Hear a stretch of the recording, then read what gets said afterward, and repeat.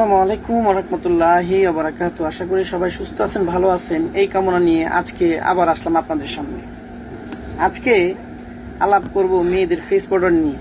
অনেক মেয়েরাই আছেন যে ফেস পাউডার ইউজ করতেছেন, কিন্তু ফেস পাউডার ভালোভাবে বসতেছে না, ফেস পাউডারটা ভেসে রইতেছে।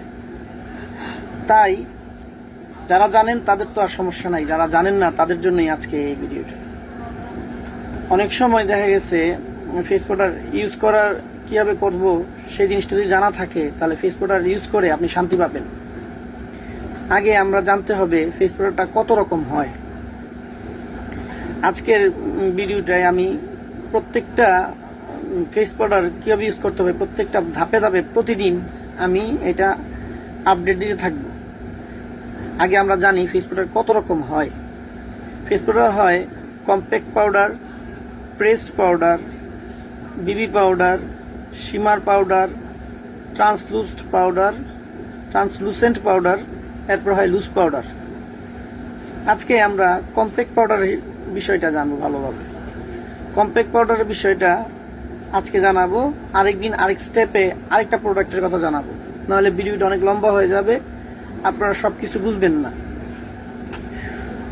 কম্প্যাক্ট পাউডার এটা হচ্ছে আপনার কম্প্যাক্ট পাউডার। দেখেন প্রত্যেকটা ফেস পাউডারের মতনই আপনার এখানে নিচে লেখা থাকবে কম্প্যাক্ট পাউডার। দেখছেন, কম্প্যাক্ট পাউডার অ্যাপ্লাই করা মেকআপ স্টেপের সবচেয়ে পরিচিত একটা স্টেপ।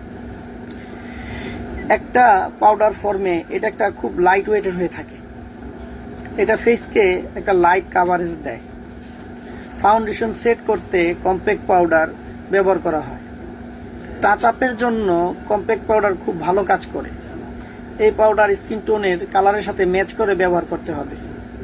প্রত্যেকটা কম্প্যাক্ট পাউডারের নিচেই দেখবেন একটা নাম্বার আছে, এটা আপনার স্কিন টোনের সাথে মিলিয়ে নেবেন।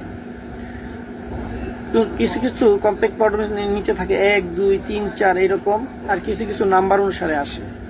তো অবশ্যই আপনারা খুলে দেখে আপনার স্কিন টোনের সাথে কোনটা যাবে সেই হিসাবে আপনারা কম্প্যাক্ট পাউডারটা ইউজ করবেন।